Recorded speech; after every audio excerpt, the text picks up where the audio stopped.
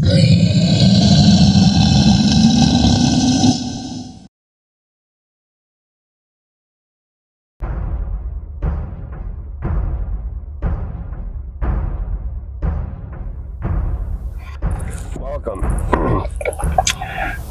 Before I get into this video, I want to explain a few things to establish a foundation of understanding. Our material realm was not always like it currently is. It went through stages of development, of unfolding. Rudolf Steiner, Blavatsky, Sennett, ancient texts, they all describe that spirituality, the spiritual realms, the higher realms, the invisible realms, manifested the material realm. So it's a process of descent from higher spiritual realms into physicality while on Earth. And then once we reach the low point, then we begin the ascent. And that's where we currently are. We are turning that corner from descent and now going into ascension. And this is what the shift actually is. So the germ of consciousness and the seeds of our physical form, the essence, the primordial essence of our current physical form, those began in 4 great epochs. And those epochs are Saturn, then Sun, then Moon, and now currently Earth.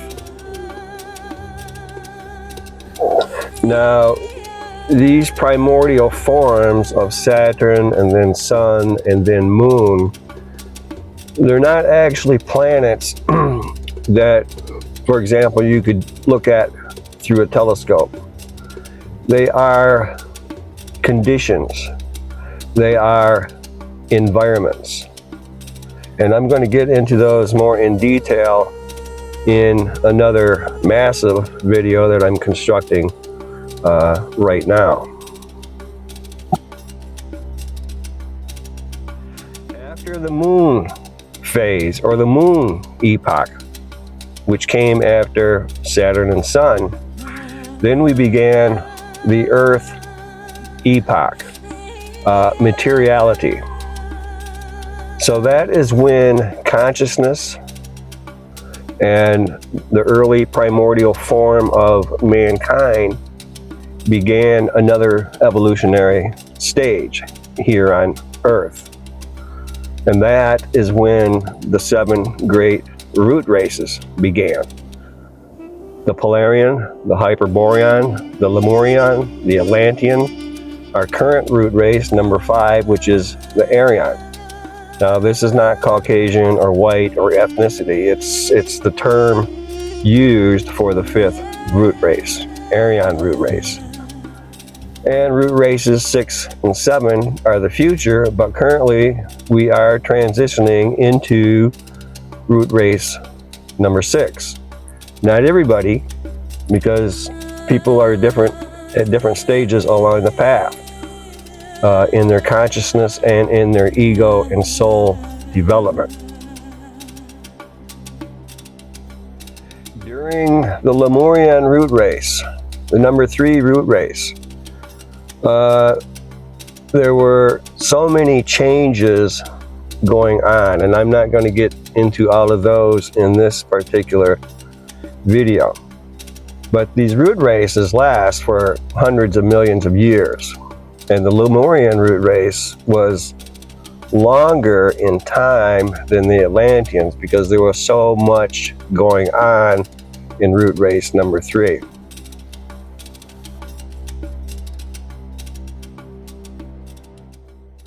As we all know, the Lemurian continent out in the Pacific and Indian Oceans, it too eventually collapsed. And with this collapse, and with each collapse, an unfolding of consciousness ensues.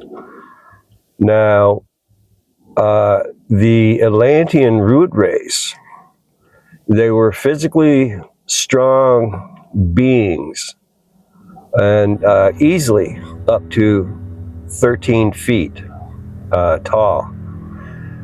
Now, the Atlanteans, there was a beginning stage, a middle stage, and a late stage. In the beginning stage of the Atlantean epoch, they were more etheric. Their bodies had not solidified. Their consciousness was not as rigid as we have today. The boundaries were permeable. They could perceive into the higher realms. And they also had psychic abilities, which is basically mind over matter. Now, because they were more of an etheric being, that parallels with Earth being a more etheric environment. So the environment gives rise to form. Earth was more etheric, the materials on it was more etheric, mankind was more etheric. In the beginning and up to the middle stages of the Atlantean times, they were a noble race. They were a principled race. Their consciousness was more inward, and they had more of a connection to the higher realms.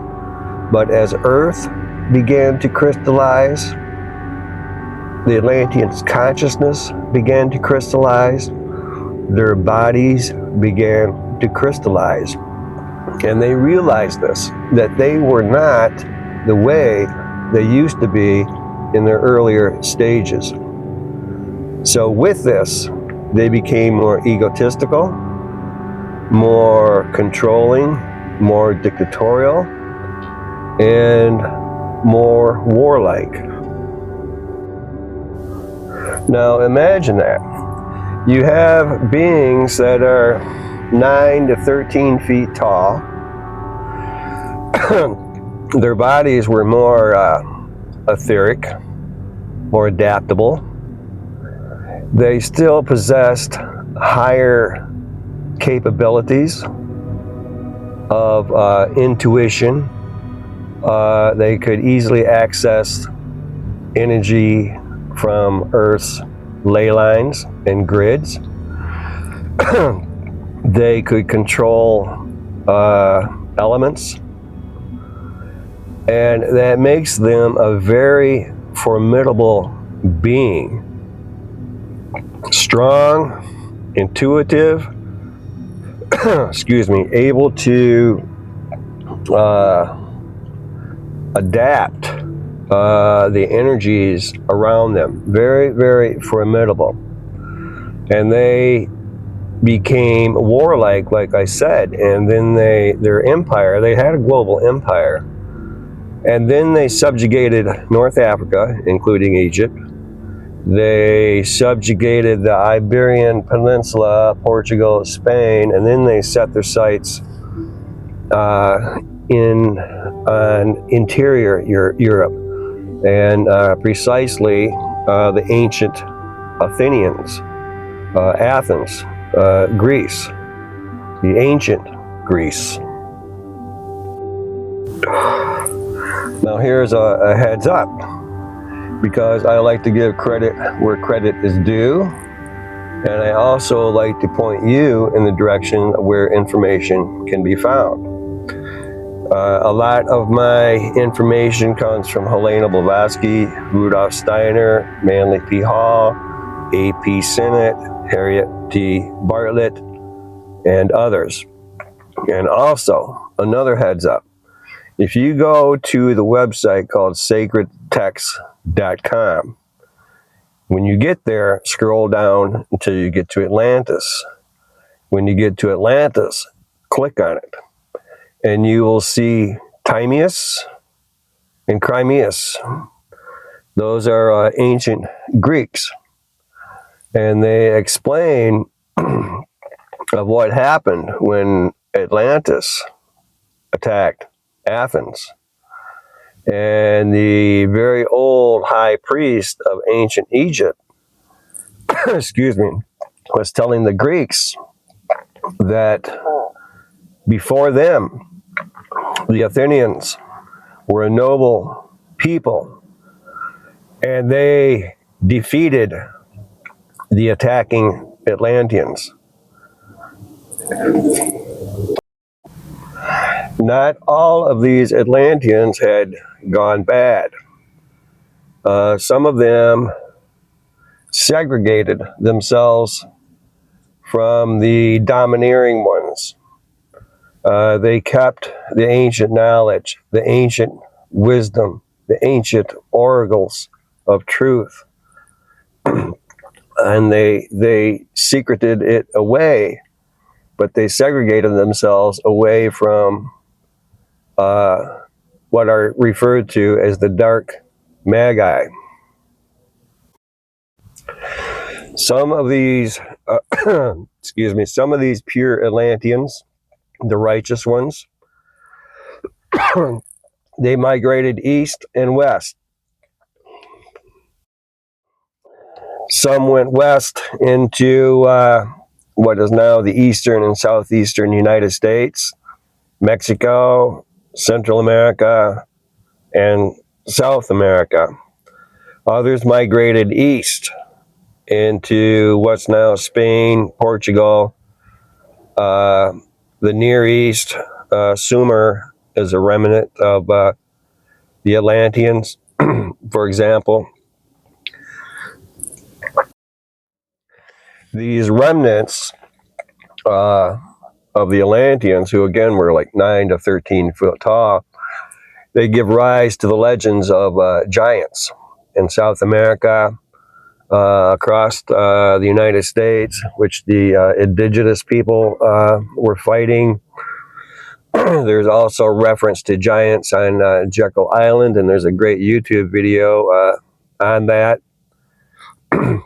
The giant bones in Ireland and elsewhere, those were all Atlanteans. But when the Atlanteans struck Athens, their fall, their demise was inevitable, because they began to rot from within. Their consciousness began to rot. So that always precedes the actual collapse of a root race, a society, or an empire. It begins from within before the actual physical collapse begins. So after the Athenians defeated them, then what remained of the great continent of Atlantis, which was a very large island, then it submerged. It went down. The oceans drank it up. Now our current root race, number 5, the Aryan root race, it too is in its twilight. And it has been led by the empire which we are under now. And it is collapsing. Its collapse began a long time ago from a disconnect from the spiritual, from moral and ethical decay, from chasing materialism and money, following egoism.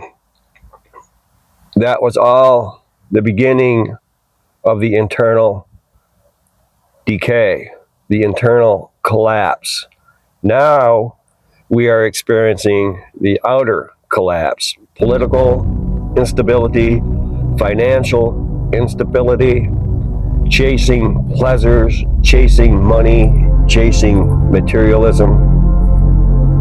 The collapse is inevitable, and it cannot be stopped. You can't put your fingers in the hole of the dam. It's coming. And this is what this shift is about. The fifth root race is collapsing as we transition into root race number 6. The West is walking in the same footsteps of Atlantis. It's basically this. It's out with the old and in with the new. So souls that cling to the old, it's going down. So you have to make the transition. You have to step into the 6th root race, which is going to be different consciousness than what we are experiencing right now. It will be better. In closing, I want to explain this. Now, when we transition from the Atlantean root race into our current Aryan number 5 root race, we transitioned from the Atlantean consciousness, where they had higher capabilities such as clairaudio, clairvoyance, telepathy, being able to work more directly with the energy, the natural energy on Earth. They were able to work with that. In addition, they had a technology that blended their higher capabilities with the Earth's energy. And that's what the definition of magic is. Being able to manipulate and use energies. So that's why I referred to them as the dark magi, who were misusing and abusing their scientific know-how and their capabilities. And the others who were more righteous, they segregated themselves away from the dark magi. And this is where the term is used in Theosophy and an ancient text of the White Brotherhood. The White Brotherhood is not white people, Caucasian. It's just referring to white magic as compared to black magic. Now, in our current root race, we don't have those capabilities. We didn't lose them. They're just lying dormant for our future. But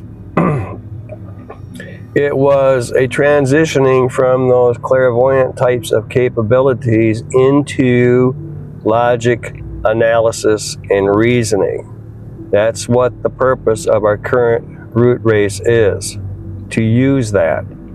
Not against mankind as it's being done, but for the betterment of mankind. Now, when it's used against mankind the way it currently is now and the way it currently was in Atlantis, things change, things shift. A new frequency comes on board, out with the old frequency and in with the new frequency. As it states in the Bhagavad Gita, when unrighteousness exceeds righteousness, then I myself will manifest once again, just as I have done through the ages.